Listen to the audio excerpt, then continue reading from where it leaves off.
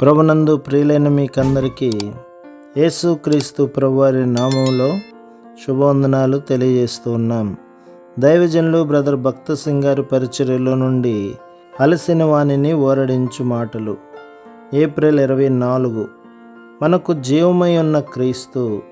కొలస్సే పత్రిక 3వ అధ్యాయం 4వ వచనం.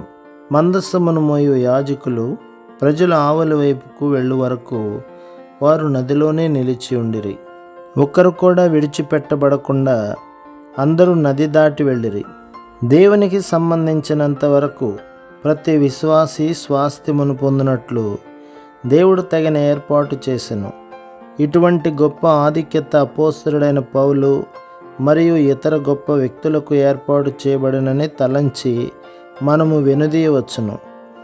ఎవరైతే యేసుక్రీస్తు ప్రభు యొక్క శిలువ యందు విశ్వాసం ఉంచుదురో వారు తమ స్వంత సామర్థ్యముపై ఆధారపడకుండా విశ్వాసముతో యేసుక్రీస్తు ప్రభు యొక్క విజయమును తమ హక్కుగా పొంది స్వాస్థ్యములో తమ భాగమును పొందవచ్చునని దేవుడు చూపించుచున్నాడు.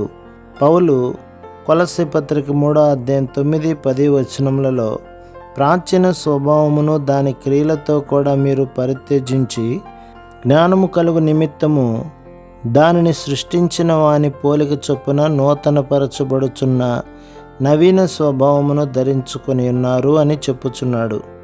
నది దాటుట అనునది ఇశ్రాయేలు ప్రజలు తమ పాత జీవితమును విడిచిపెట్టి నూతన జీవితములోనికి ప్రవేశించుచున్నారను దానిని తెలియజేయుచున్నది. విశ్వాసము ద్వారా యేసుక్రీస్తు ప్రభువు పాప స్వభావముతో కూడిన పాత పురుషుని తొలగించి వేసి ఆయన మృతులలో నుండి తిరిగి లేచుటను బట్టి విశ్వాసముతో నూతన జీవమును బయలుపరచునని మనము చెప్పగలము. ఆ జీవము ద్వారా పరలోక స్వాస్థ్యమును పొందినట్లు మనము స్థిరపరచబడగలము.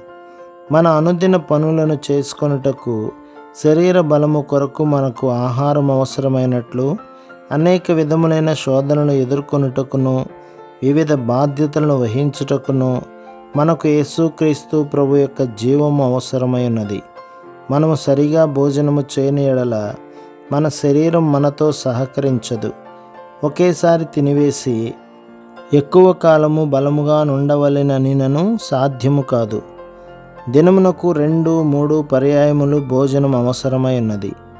ఆత్మీయముగా కూడా ఇదే సత్యము.